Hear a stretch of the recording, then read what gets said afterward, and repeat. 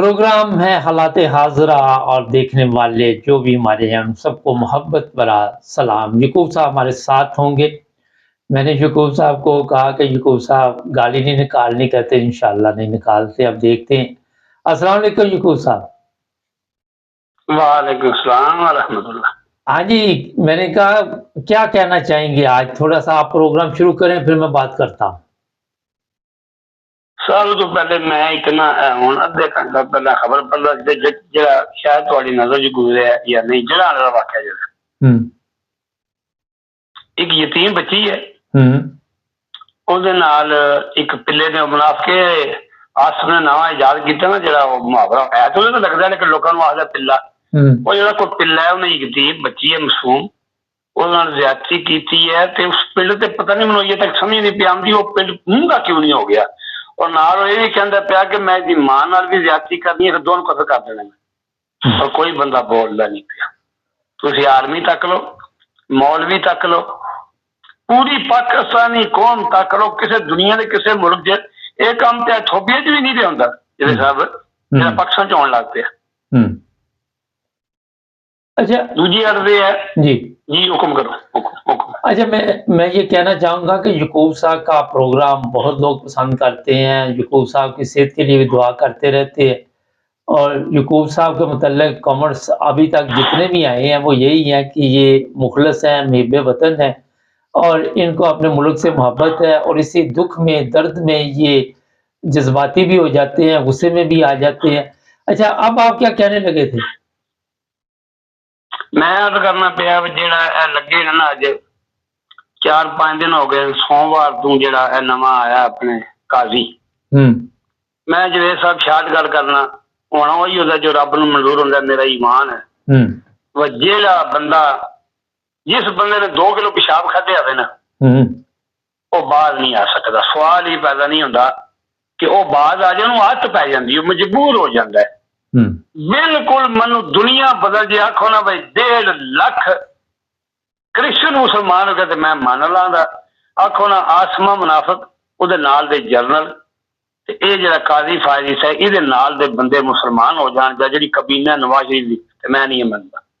अगर कोई शक है किसी तो मेरे नाल बैठ के मनाजरा कर सकता सवाल जो ये आखो ना भाई ये बंदे बदल जान ये हराम मौत मरनगे जहन्नम भी जाणगे जितनी कबीना नवाज शरीफ दी क्योंकि इन्होंने 30-35 साल तो आराम खांदे इन्होंने आदत पै गई मजबूर ने ये जेडे इन्हों का काम है तुम तके ना कल शवाला उन्हें बुलाया तो बुला के उन्होंने आख्या भाई तू भौंकना बंद कर अपनी औकात में रहो सिर्फ उन्होंने इस वास्ते नहीं बुलाया वो उन्होंने कोई सजा दे नहीं ये भी काने ने वो भी काने ये भी पिल्ले ने वो भी पिल्ले ने ना वो काटना ना ये काटना ना इस वास्ते क्या पर हल के अगे भी पखाने मुल्क नूं खा गया नेड़े लगे है एवं कोई चौथा कोना ही रह गया तो तबाह कर सड़िया सी क्यों पंगे लेना तू साढ़े खिलाफ ना बोल तू ना असीं तेरे खिलाफ बोलने आरामी हो तुसीं भी अपनी जहन्नम बना ली है दुनिया दे किसे बेल्जियम बना ली है किसे अमरीका बना ली है किसे इंग्लैंड बना ली है किसे आस्ट्रेलिया बना ली है चुप करके अपना खाई जाओ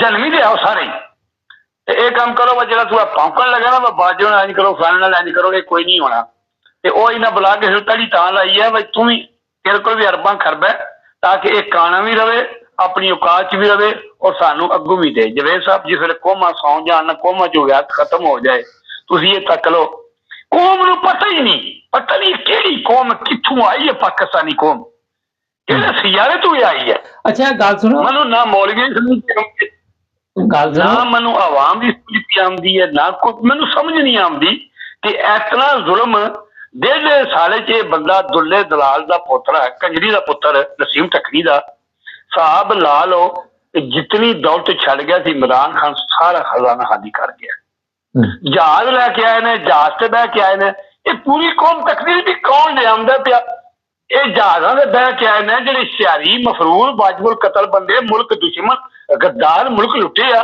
जहाजा से बह के आए ने जहाज पा के डॉलर बख्शे च नहीं जा सकते जेडे ना पूरा खजाना मुल्क का खाली किया हुण जेडे काम करते पे हिसाब ला लो कितने 150 का पेट्रोल कितने 333 का जेड़ा एक पेट्रोल पिछे जवेद साहब इतने रुपये रोज दे। अच्छा गल सुनो मैं ताड़ी गल इत्थे कट रहा नाज़रीन हुआ ये है जिस तरह यकूब साहब ने शुरू में बात बताई कि एक मजदूर लड़की के साथ ज़बरदस्ती की, आज एक वीडियो मंजर आम पे आई हुई है, सोशल मीडिया पे चल रही है अफगानिस्तान की। हुआ ये कि कुछ खवातीन और मर्द जा रहे थे और डाकुओं ने उनके ऊपर हमला कर दिया। हमला करने के बाद लूट मार कर जो कई वो तो की, औरतों के साथ ज़बरदस्ती की। फिर जो वहाँ के लोग हैं, मकामी या पुलिस है, उन्होंने उन लोगों को गिरफ्तार किया। गिरफ्तार करने के बाद कोई लंबी तारीखें नहीं पड़ी, मेरा ख्याल है कि कुछ चंद दिनों में फैसला दिया गया कि इनको सरेआम सजाए मौत दी जाएगी, गोली मारी जाएगी। वो वीडियो हमारे पास मौजूद है और फिर बड़े मजमे में उनको गोली मार दी गई और उनकी लाशें वहां पे नजर आ रही थी। ये मैंने इसलिए आपको बताया। 3 दिन की फैसला है जब साहब, 3 दिन की फैसला है। हाँ, उन्होंने चौक के शिकार दोनों फांसी लाया गया। बिल्कुल, दुनिया ने देखा। तो पाकिस्तान में पूरी दुनिया ने देखा, पूरे वर्ल्ड तक पूरे वर्ल्ड का मीडिया एनू कहते ने इस्लाम, एनू कहते ने मुसलमान हुकूमत, एनू कहते ने फैसला।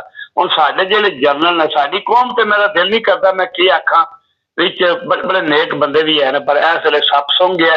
ਕਿਉਂ?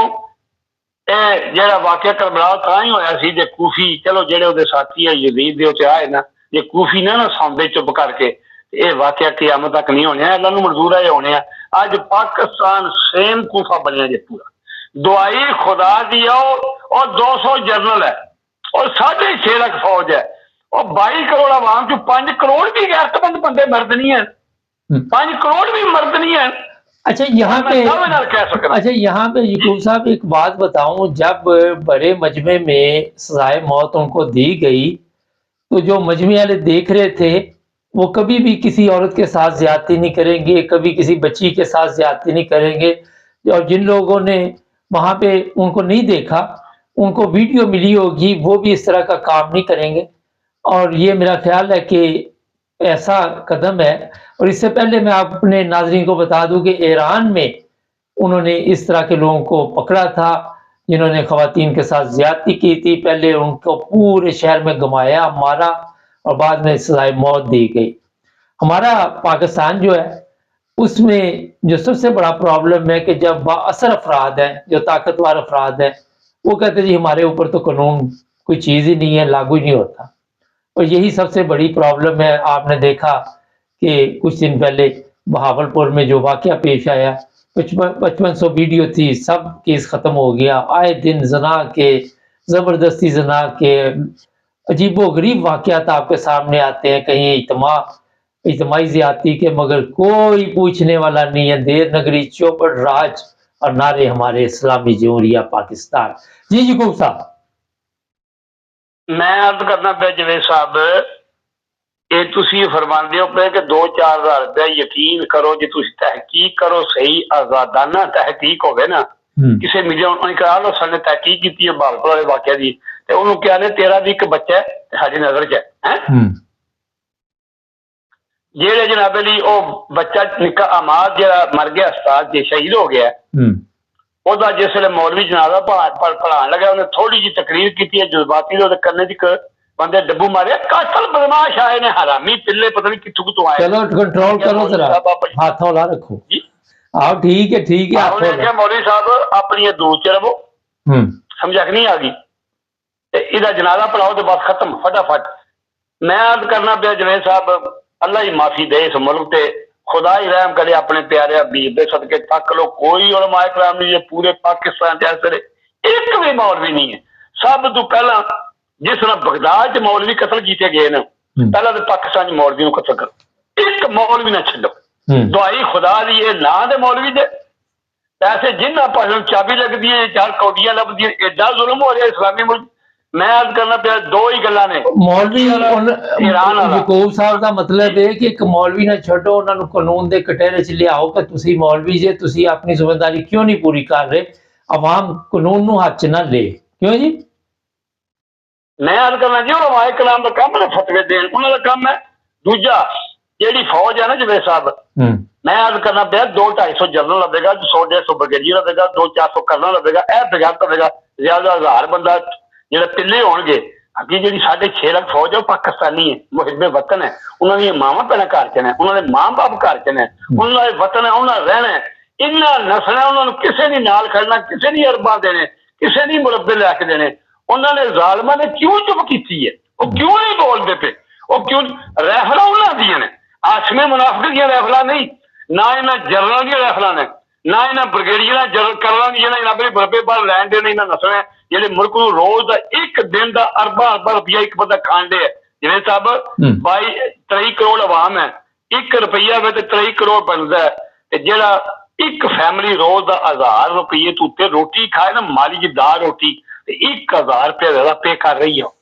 ਅੱਛਾ, ਮੈਂ ਇੱਕ ਪ੍ਰੋਗਰਾਮ ਹੁਣੀ ਕੀਤਾ ਪਾਕਿਸਤਾਨ ਤੋਂ, ਉਹ ਵਿਚਾਰੇ ਕਹਿੰਦੇ ਸਾਡਾ 75000 ਰੁਪਏ ਬਿੱਲ ਆ ਗਿਆ। ਉਹ ਅੱਲਾ ਦੇ ਬੰਦੇ ਖੁਦਕਸ਼ੀ ਕਰ। ਮੈਂ ਕਹਿੰਦਾ ਜਿਵੇਂ ਸਭ ਮੈਨੂੰ ਨਹੀਂ ਸਮਝ ਆਉਂਦੀ, ਜਿਹੜੇ ਆਖਦੇ ਨੇ ਭਾਈ ਤੂੰ ਨਸ ਚਲੀਏ, ਨਸਣਾ ਹੱਲ ਹੈ ਜੇ ਕੋਈ? ਉਹ ਜੇ ਨਸਣਾ ਹੱਲ ਹੁੰਦਾ ਜ਼ਾਲਮੋ, ਤੇ ਸਭ ਤੋਂ ਪਹਿਲਾਂ ਮੱਕੇ ਵਾਲੇ ਨਸਦੇ, ਮਦੀਨੇ ਸ਼ਰੀਫ ਵਾਲੇ ਨਸਦੇ।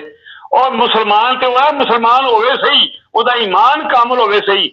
ਉਹ 300 ਮੁਸਲਮਾਨ 3000 ਤੋਂ ਭਾਰਾ ਹੋਇਆ, ਤੇ 3000 ਮੁਸਲਮਾਨ 10,000 ਤੋਂ ਭਾਰਾ ਹੈ। ਆਰਾਮ ਕਰੋ ਮੁਸਲਮਾਨ ਤੇ ਬੜਾ ਕਹਿੰਦੇ। हाँ जी, आज बहुत इतना आराम करो, तबीयत वगैरह आहिस्ता आहिस्ता ठीक होगी, फिर लंबे करांगे प्रोग्राम इंशाल्लाह। ठीक है, बड़ी मेहरबानी, बड़ी मेहरबानी, अल्लाह दे वाले। अस्सलाम वालेकुम।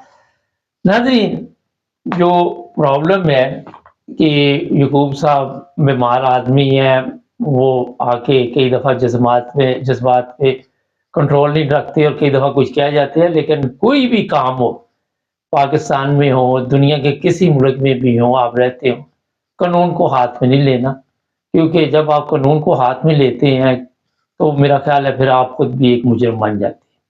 जिस तरह का भी आइन है, कानून है, उसी के मुताबिक चलना पड़ता है। और पाकिस्तान में मैंने कई दफ़ा कहा कि तशद्दुद नहीं होना चाहिए, पुरअमन एहतजाज का हक हर इंसान को होना चाहिए, लेकिन वो भी नहीं करने देते।